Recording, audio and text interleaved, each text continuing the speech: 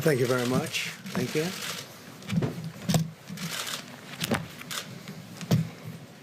Good evening. I'd like to provide the American people with an update on our efforts to protect the integrity of our very important 2020 election.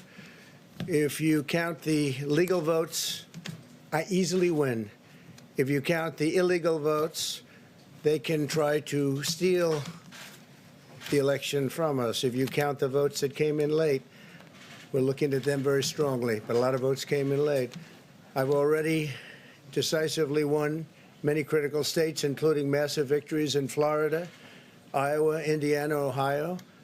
To name just a few, we won these and many other victories despite historic election interference from big media, big money, and big tech. As everybody saw, we won by historic numbers.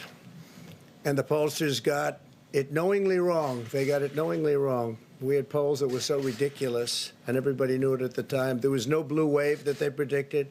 They thought there was going to be a big blue wave. That was false. It was done for suppression reasons. But instead, there was a big red wave. And it's been properly acknowledged, actually, by the media. They were, I think, very impressed. But that was after the fact. That doesn't do us any good. We kept the Senate despite having twice as many seats to defend as Democrats. And in a really much more competitive states, we did a fantastic job with the Senate. I think we're very proud of what's happened there. We had many more seats to defend. They spent almost $200 million on Senate races in South Carolina and Kentucky alone, 2 races, and hundreds of millions of dollars overall against us. At the national level, our opponents' major donors were Wall Street bankers and special interests. Our major donors were police officers, farmers, everyday citizens. Yet for the first time ever, we lost 0 races in the House. I was talking to Kevin McCarthy today. He said he couldn't believe it. 0 races, very unusual thing, 0. And actually won many new seats with, I think, many more on the way. This was also the year of the Republican woman. More Republican women were elected to Congress than ever before. That's a great achievement. I won the largest share of non-white voters of any Republican in 60 years, including historic numbers of Latino, African American, Asian American, and Native American voters, the largest ever in our history. We grew our party by 4 million voters, the greatest turnout in Republican Party history. Democrats are the party of the big donors, the big media, the big tech, it seems, and Republicans have become the party of the American worker, and that's what's happened. And we're also, I believe, the party of inclusion. As everyone now recognizes, media polling was election interference in the truest sense of that word by powerful special interests. These really phony polls, I have to call them phony polls, fake polls, were designed to keep our voters at home, create the illusion of momentum for Mr. Biden, and diminish Republicans' ability to raise funds. They were what's called suppression polls. Everyone knows that now. And it's never been used to the extent that it's been used on this last election. To highlight just a few examples, the day before election, Quinnipiac, which was wrong on every occasion that I know of, had Joe Biden up by 5 points in Florida, and they were off by 8.4 points, and I won Florida easily. So they had me losing Florida by a lot, and I ended up winning Florida by a lot. Other than that, they were very accurate. They had him up 4 points in Ohio, and they were off by 12.2 points. And I also won Ohio, great state of Ohio, very easily. The Washington Post said Biden up 17 points in Wisconsin, and it was basically even. They were off by about 17 points. And they knew that. They're not stupid people. They knew that. Suppression. There are now only a few states yet to be decided in the presidential race. The voting apparatus of those states are run in all cases by Democrats. we were winning in all the key locations by a lot, actually.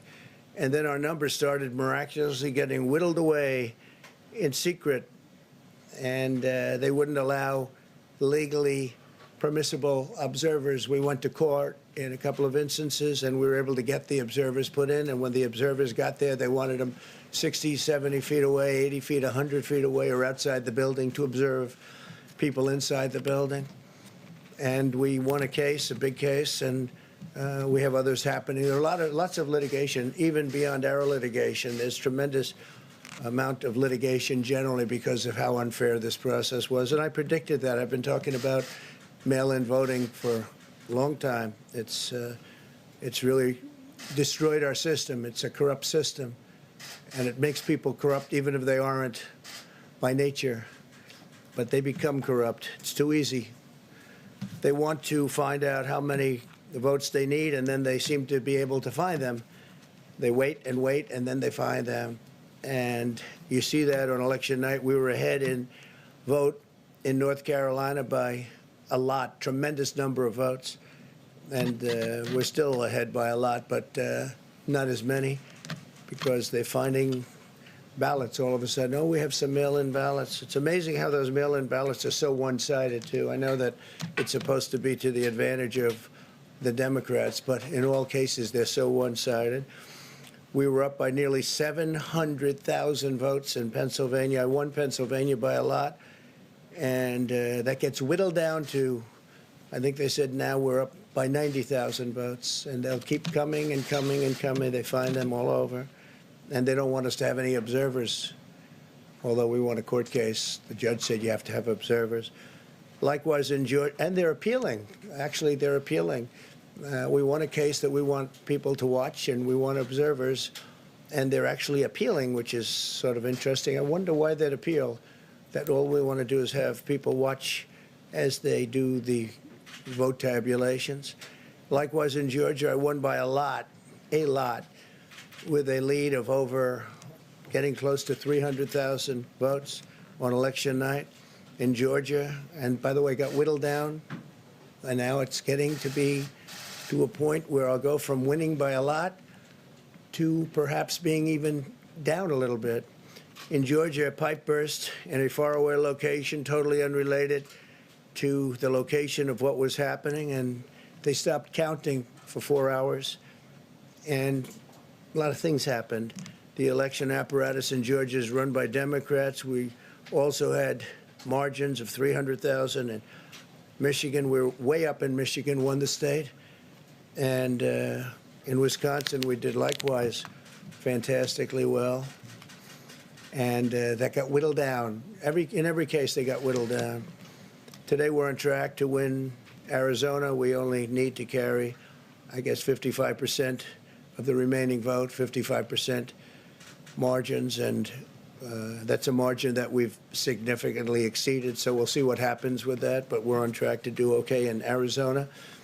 Our goal is to defend the integrity of the election. We'll not allow the corruption to steal such an important election, or any election for that matter, and we can't allow anybody to silence our voters and manufacture results. I've been doing a lot of public things for a long time. I've never had anything that's been as inspirational, by people calling, talking, sending things to us. I've never seen such love and such affection and such spirit as I've seen for this. People know what's happening, and they see what's happening, and it's before their eyes.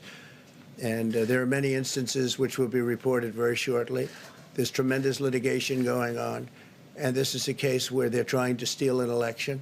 They're trying to rig an election, and we can't let that happen. Detroit and Philadelphia, known as two of the most corrupt political places anywhere in our country, easily cannot be responsible for engineering the outcome of a presidential race, a very important presidential race. In Pennsylvania, Democrats have gone to the state Supreme Court to try and ban our election observers, and very strongly.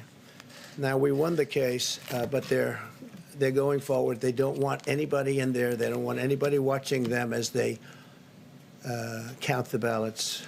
And I can't imagine why there's absolutely no legitimate reason why they would not want to have people watching this process, because if it's straight, they should be proud of it. Instead, they're trying, obviously, to commit fraud. There's no question about that. In Philadelphia, observers have been kept far away, very far away, so far that people are using binoculars to try and see, and there's been tremendous problems caused. They put paper on all of the windows so you can't see in, and the people that are banned are very unhappy and become somewhat violent.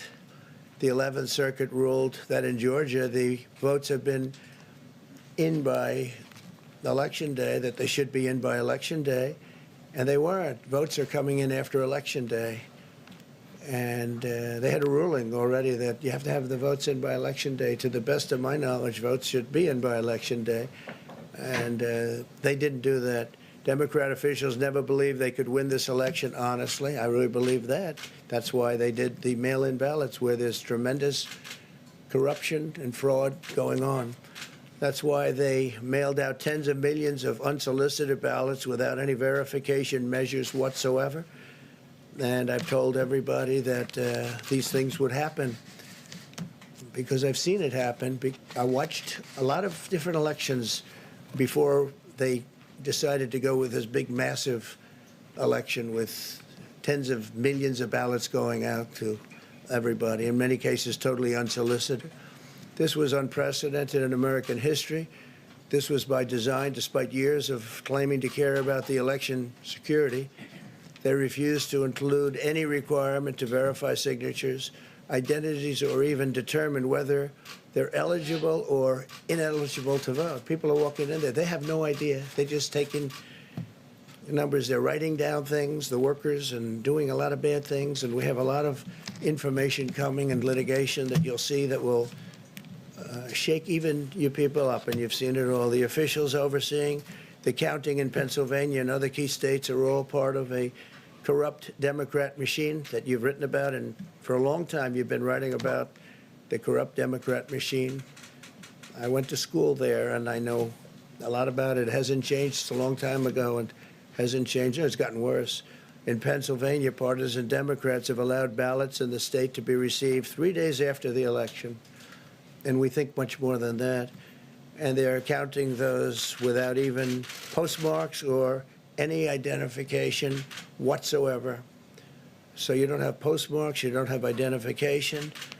There have been a number of disturbing irregularities across the nation. Our campaign has been denied access to observe any counting in Detroit.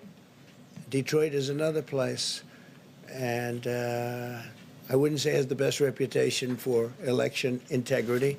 Poll workers in Michigan were duplicating ballots, but when our observers attempted to challenge the activity, those poll workers jumped in front of the volunteers to block their view so that they couldn't see what they were doing.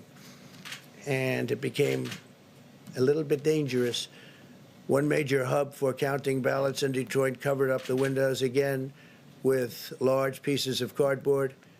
And so they wanted to protect and block the counting area. They didn't want anybody seeing the counting, even though these were observers who were legal observers that were supposed to be there. In Detroit, there were hours of unexplained delay in delivering many of the votes for counting. The final batch did not arrive until 4 in the morning, and even though the polls closed at 8 o'clock, so they brought it in, and the batches came in, and nobody knew where they came from. We've also been denied access to observe in critical places in Georgia. In multiple swing states, counting was halted for hours and hours on election night, with results withheld from major Democrat-run locations only to appear later. And they suddenly appeared, and they all had the name Biden on them, or just about all. I think almost all. They all had the name Biden on them, which is a little strange. I challenge Joe and every Democrat to clarify that they only want legal votes, because they talk about votes, and I think they should use the word legal votes. We want every legal vote counted, and I want every legal vote counted. We want openness and transparency, no secret count rooms, no mystery ballots, no illegal votes being cast after Election Day. You have election day, and the laws are very strong on that. You have an election day, and they don't want votes cast after election day, and they want the process to be an honest one. It's so important. We want an honest election, and we want an honest count, and we want honest people working back there because it's a very important job. So that's the way this country is going to win. That's the way the United States will win. And we think we will win the election very easily. We think there's going to be a lot of litigation because we have so much evidence, so much proof, and it's going to end up perhaps at the highest court in the land. We'll see. But we think there'll be a lot of litigation because we can't have an election stolen like this. And I tell you, I have been talking about this for many months with all of you, and I've said very strongly that mail-in ballots are going to end up being a disaster. Small elections were a disaster. Small, very easy to handle elections were disastrous. This is a large-scale version, and it's getting worse and worse every day. We're hearing stories that are horror stories, absolute horror stories, and we can't let that happen to the United States of America. It's not a question of who wins, Republican, Democrat, Joe, myself. We can't let that happen to our country. We can't be disgraced by having something like this happen. So it will be hopefully cleared up, maybe soon, I hope soon, but it'll probably go through a process, a legal process. And as you know, I've claimed certain states, and he's claiming states, and we can both claim the states. But ultimately, I have a feeling judges are going to have to rule. But there's been a lot of shenanigans, and we can't stand for that in our country. Thank you very much.